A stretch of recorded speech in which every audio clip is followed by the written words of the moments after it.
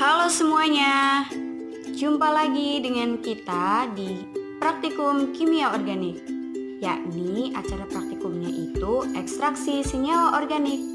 Kami dari Tadris Biologi, Unit Laboratorium MIPA, Fakultas Ilmu Tarbiyah dan Keguruan, IAIN Syekh Nurjati Cirebon. Yuk kita kenalan dulu. Asisten Praktikum Kimia Organik tahun 2020 tuh siapa aja ya? Kami dari Asisten Praktikum Kimia Organik tahun 2020. Saya Siti Soleha. Saya dari yang ini. Saya Hidayah. Di video kali ini kami akan melaksanakan acara praktikum yang selanjutnya, yakni tentang ekstraksi senyawa organik. Wah, itu dia judulnya, ekstraksi senyawa organik. Yuk kita cari tahu apa sih tujuan dan alat bahannya. Tujuan dari acara praktikum kali ini yaitu untuk mengetahui bahwa larutan terdiri dari padatan dan dapat dipisahkan dengan cara ekstraksi. Kemudian untuk tujuan yang kedua yaitu mempelajari pemurnian senyawa dengan cara destilasi biasa. Nah, itu dia tujuannya. Cuma ada dua. Maka dari itu, kita simak yuk baik-baik. Prosedur apa sih yang bisa kalian terapkan di rumah? Prosedur kerja dari praktikum ekstraksi senyawa organik. Untuk prosedur kerja ini, ada prosedur kerja yang dapat dilakukan di laboratorium dan ada juga prosedur kerja yang dapat kalian lakukan di rumah dengan alat-alat yang ada di rumah juga. Nah, kalian bisa melakukan acara praktikum ini juga di rumah kalian masing-masing. Oke, kita cari tahu yuk, apa aja sih bahannya? Bahan yang pertama yang kita butuhkan adalah melon. Melon yang kita gunakan adalah melon yang biasa ada di tukang rujak buah atau di tukang buah. Kalian bisa membeli itu semua. Juga buah pepaya. Kemudian untuk pelarut yang kalian gunakan untuk mengekstraksi senyawa organiknya yaitu adalah alkohol.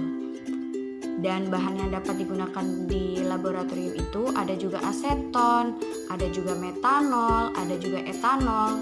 Tapi untuk acara praktikum kali ini kita menggunakan alkohol dan aseton. Nah, untuk adik-adik yang ada di rumah, kalian bisa melakukannya dengan alkohol 70%. Kalian bisa membeli alkohol 70% ini di apotek terdekat ya. Oke, selanjutnya berbagai macam alat yang kita gunakan diantaranya yaitu ada gelas kimia, ada saringan. Saringan ini yang bisa kalian gunakan di rumah untuk menyaring hasil dari ekstraksinya. Kemudian ada batang pengaduk, ada mortal dan alu di nomor 4. Yang kelima ada kertas saring. Yang keenam ada timbangan digital. Yang ketujuh ada rak tabung reaksi dan tabung reaksi yang berukuran sedang ya, khusus untuk dimasukkan ke suatu alat. Kemudian ada gelas ukur. Dan yang kesembilan, suatu alat yang dimaksud adalah alat sentrifugasi atau centrifuge. Nah, berikut adalah prosedur kerjanya. Yuk kita simak baik-baik. Prosedur kerja yang pertama, kita siapkan bahan yang akan kita gunakan yaitu buah-buahan. Di sini buahnya itu melon ya, yang kita gunakan. Kita butuhkan hanya sebanyak 4 gram atau jika tidak ada timbangan di rumah, bisa kita gunakan 3 potong melon atau 3 sendok melon. Oke.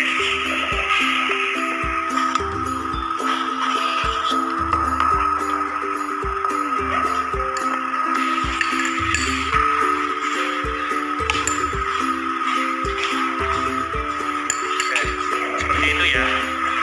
Kita butuhkan 4 gram. Nah, bahan yang diperlukan itu hanya 4 gram melon. Kalian bisa menimbangnya dengan timbangan digital jika ada. Kalian bisa juga mengira-ngira dari 3 potong buah melon. Selanjutnya kita harus ngapain ya? Ditimbang sebanyak 4 gram. Lalu prosedur selanjutnya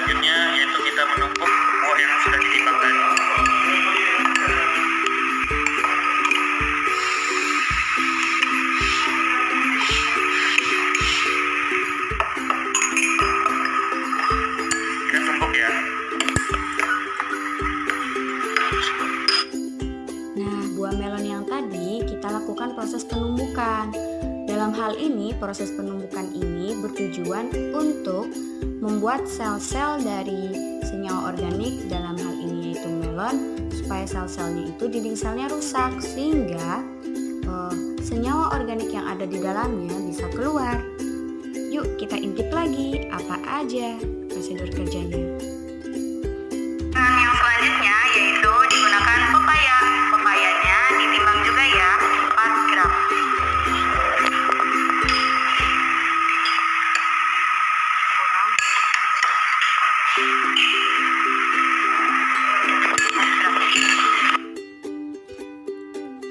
Pepaya yang digunakan juga sama ya teman-teman, takarannya hanya 4 gram. Selanjutnya pepayanya juga akan Pepaya juga ditumbuk ya.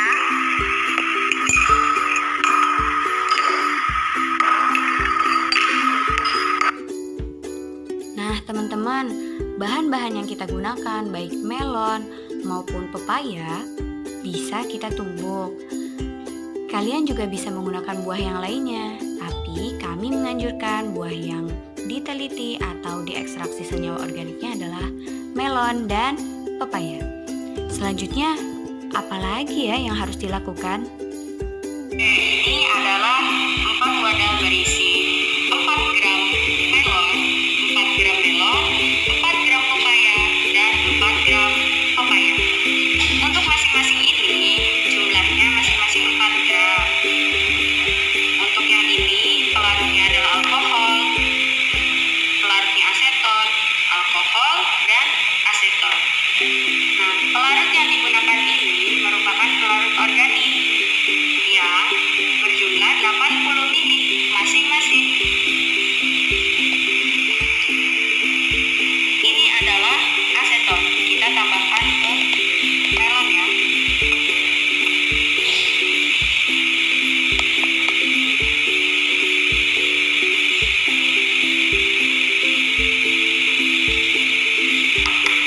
Ini adalah alkohol. Kita tambahkan juga ke melon yang sudah dihaluskan.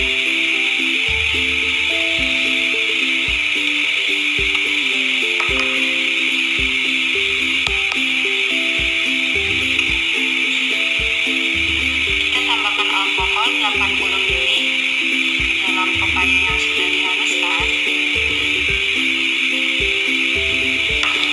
Dan aseton 80 ml ke dalam pepaya yang sudah dihaluskan.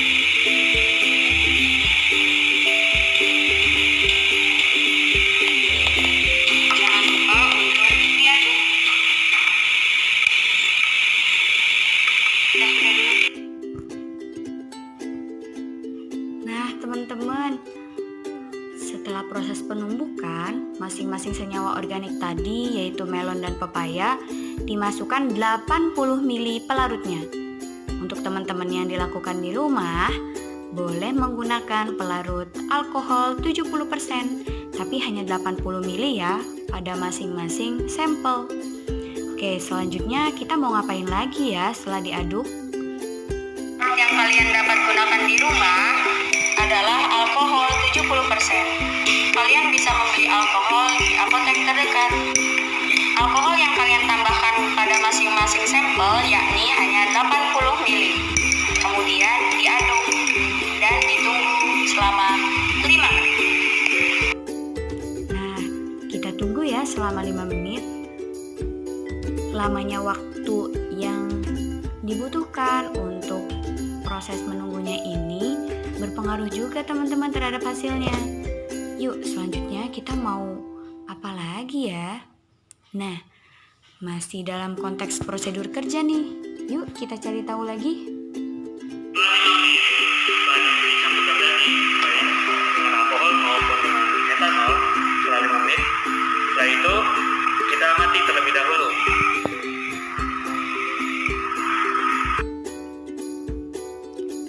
Setelah diamati, Lakukan setelah ditumbuk lalu dimasukkan ke dalam aseton. Dan sekarang setelah 5 menit apakah ada perbedaannya atau bagaimana?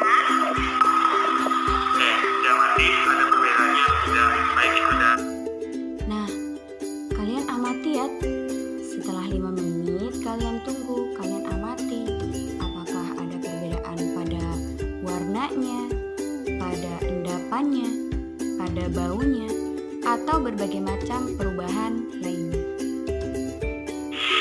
Setelah diamati perubahannya, lalu setelah itu prosedur selanjutnya kita menyaring larutan tadi.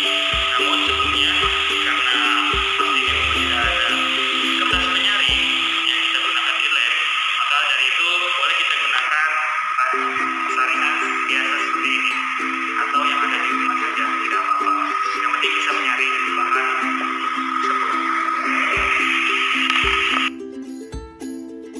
Nah, prosedur kerja yang harus kalian lakukan di rumah hanya sampai prosedur kerja yang 3, tapi untuk yang proses penyaringannya. Karena kalian tidak memiliki kertas saring, maka kalian bisa menggantinya dengan penyaring apapun yang ada di rumah. Kalau misalkan kita menggunakan kertas saring, gimana ya cara melipat kertas saring? Yuk kita cari tahu.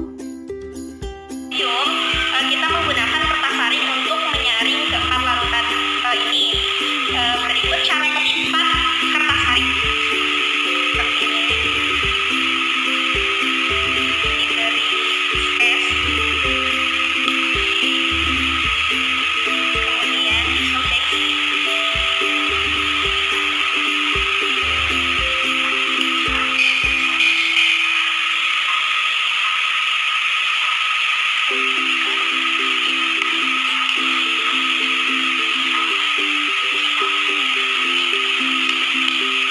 Setelah seperti ini, baru dapat digunakan dimasukkan ke dalam corong.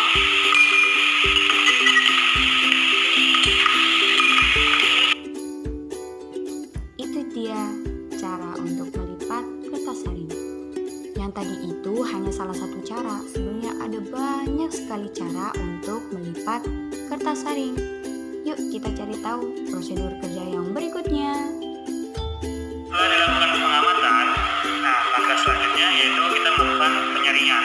Tadi kertas saringnya sudah dibuat, diberikan di corong, lalu setelah itu kita lakukan penyaringan. Usahakan ujung corong ini kita tempelkan di gas kimia, di dinding gas kimia, dengan cara yaitu menjepit si corong, lalu usahakan si kimia itu menempel pada dinding gas kimia seperti ini. Nah, setelah menempel, lalu kita langsung lakukan penyaringan. Lakukan penyaringan secara pelan-pelan atau perlahan.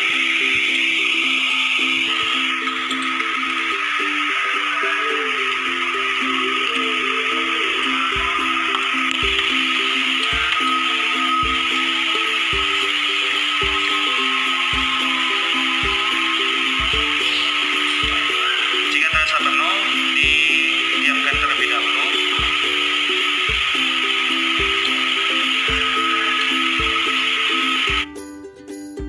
Dari sampel yang sudah kalian tunggu selama 5 menit, kalian lakukan penyaringan ya. Selanjutnya, Hasil dari saringan kertas saring, kemudian kita akan mengukurnya sebanyak 5 mili.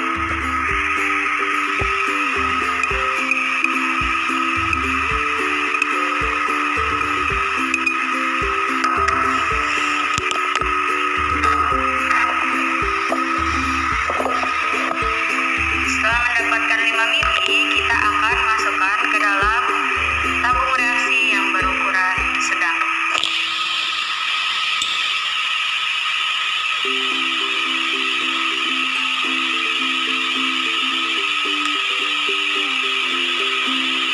Jangan lupa diberi label ya.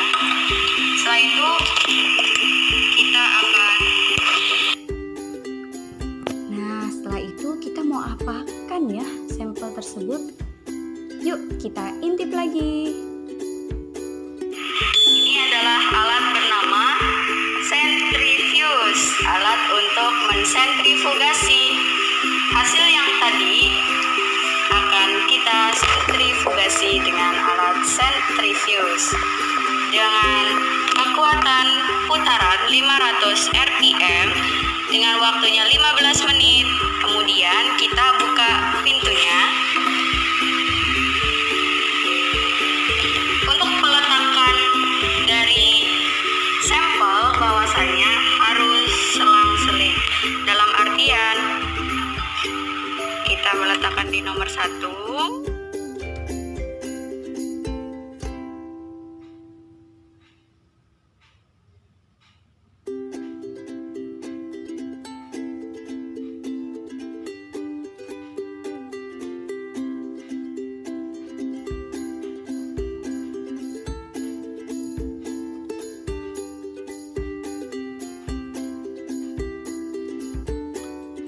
Harus berhadap-hadapan ya.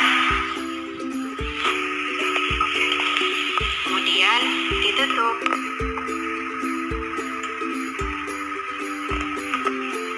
Dan pencet tombol start.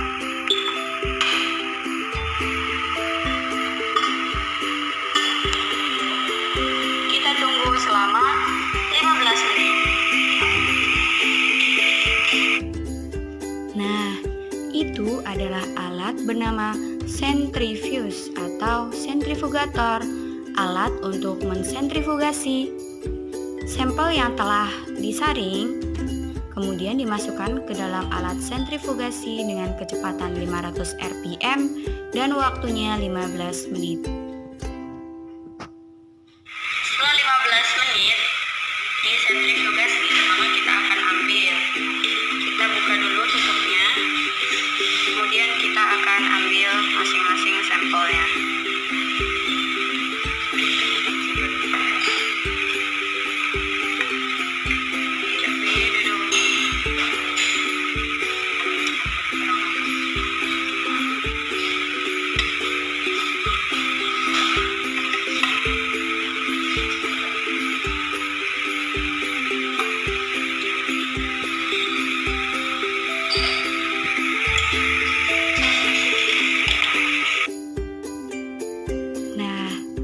Setelah 15 menit, kita ambil lagi sampelnya.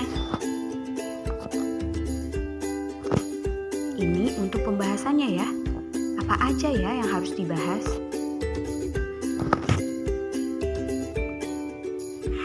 Ini adalah hasil dari proses sentrifugasi menggunakan alat sentrifuge. Hasilnya bisa kalian amati. Setelah kalian amati dari masing-masing hasil yang pertama, yakni setelah dicampurkan dengan masing-masing pelarut, kemudian yang kedua disaring dengan menggunakan saringan, yang ketiga disaring menggunakan kertas saring, dan yang keempat disentrifugasi. Hasil dari masing-masing tersebut kalian amati bagaimana perbedaannya, kemudian amati apakah dia termasuk fase cair dan termasuk fase organik. Nah, fase cair dan fase organik itu apa ya? Fase cair adalah fase di mana masing-masing sampel ditambahkan dengan masing-masing pelarutnya antara alkohol dan aseton. Kemudian untuk fase organiknya, yakni setelah ditambahkan masing-masing pelarutnya tunggu 5 menit, kemudian disentrifugasi dengan alat sentrifugator. Maka kalian amati apakah yang lebih pekat fase cair ataukah fase organik. Nah, nanti kalian amati bagaimana fase cair dan fase organiknya. Nah, kalau fase cair ini baru ditambahkan dengan pelarutnya, belum ditunggu selama 5 menit. Untuk fase organik ini biasanya setelah disentrifugasi. Kalau kalian untuk pengamatan di rumah, untuk fase cairnya kalian amati setelah dicampurkan pelarut, yakni alkohol 70%, dan untuk fase organiknya setelah ditunggu selama 5 menit kemudian disaring. Hasilnya apakah lebih bening fase cair ataukah lebih bening fase organiknya? Nanti kalian jelaskan apakah terdapat perbedaan di antara keduanya, baik dari endapannya, warnanya, baunya, dan lain sebagainya. Untuk hasil pengamatan yang harus kalian buat terdiri dari tabel, yakni nomor, kemudian tabel sampel, kemudian pelarut, dan fase cairnya bagaimana dijelaskan.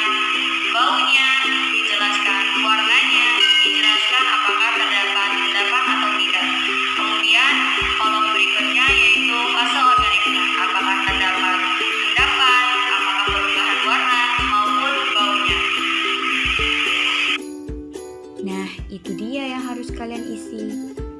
Untuk form yang harus diisi, nanti kita akan share di link yang di bawah ya. Ya, udah selesai nih. Tapi sebelum itu, kami dari asisten praktikum mengingatkan bahwa kenapa ya ada fase cair dan fase organik. Yang pertama, pada ekstraksi senyawa organik ini memang khusus untuk mengekstraksi atau mengekstrak dari senyawa-senyawa organik. Salah satunya adalah buah yang ada dalam kehidupan sehari-hari. Kenapa ya hasil dari sentrifugasi itu semakin bening dari hasil yang awal?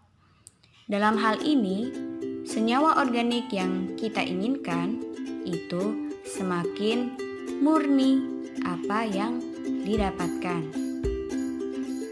Dari hasil sentrifugasi tersebut juga merupakan senyawa organik yang ada pada melon dan pepaya atau buah-buah lainnya yang kalian gunakan. Dan lama waktu untuk menunggu antara pelarut yang ditambahkan ke dalam sampel kemudian ditunggu itu mempengaruhi hasil juga. Semakin lama waktu untuk menunggu, maka hasil dari ekstraksi ini semakin baik dan semakin bagus. Antara 5 menit atau 15 menit. Akan tetapi untuk yang alat sentrifugasi ini cukup 15 menit dengan kecepatan 500 rpm.